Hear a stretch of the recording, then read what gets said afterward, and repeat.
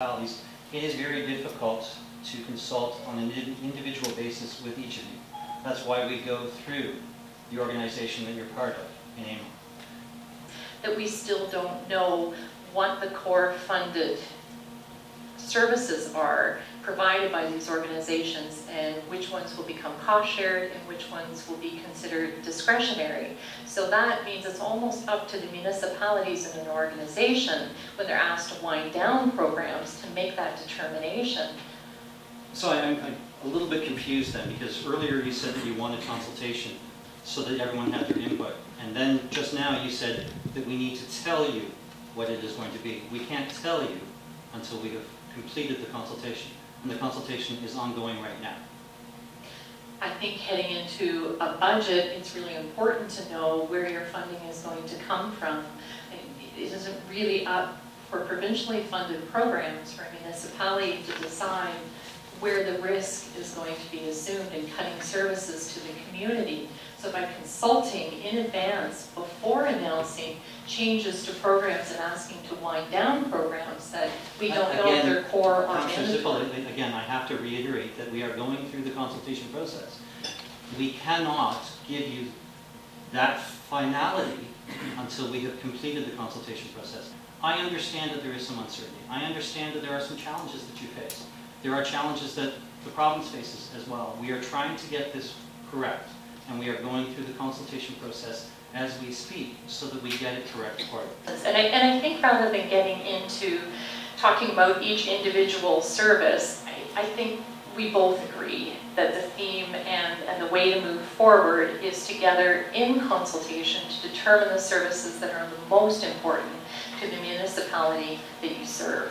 Absolutely it is, and I'm going to touch exactly on the flood mitigation, because what we discovered when we did the line-by-line audit was that almost 50% of the money that was given specifically across all conservation authorities in Ontario was not used for flood mitigation. It was used for other services. If you need money for something else, that's fine. Ask for it. But don't say you need money for one thing and divert the money from that to something else. I can assure you that the Board of ORCA did not divert funds for flood forecasting or other purposes, and you can certainly come and speak to the board to that effect. What I can say is that cuts will now mean that some of the weather instrumentation that we use for that flood forecasting, when it breaks, it won't be fixed. You've been quoted a couple of times in our local paper speaking to the fact that you will be lobbying for Peterborough to receive funds to get access to safe consumption sites. And I'm just wondering if you could provide us with an update on your efforts on this regard. I have said repeatedly that I will work towards a consumption and treatment site, not necessarily simply a safe consumption site.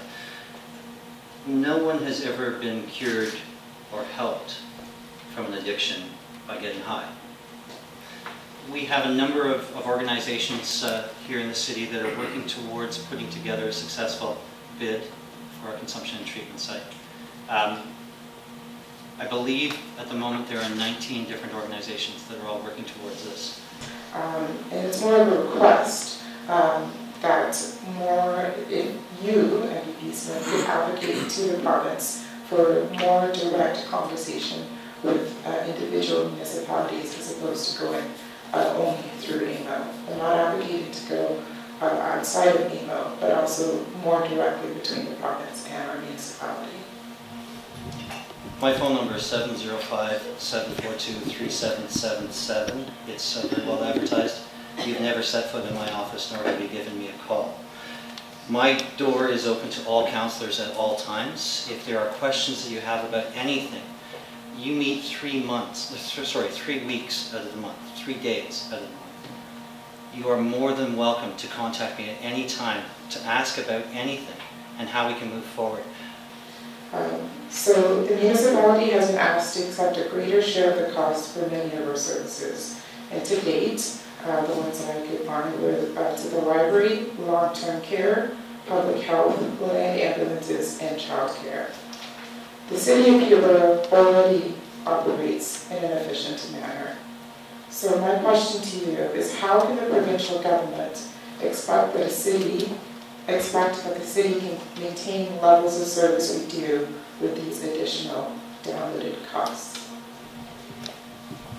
Thank you very much for the question, and I apologize, you were correct, you did reach out to my office on October 18th, and I did return your phone call and leave my cell phone number with you on voicemail, and you did not return that phone call. I did. So, no, you did not return my cell phone number. We're spending $1.5 million every day on interest in this province.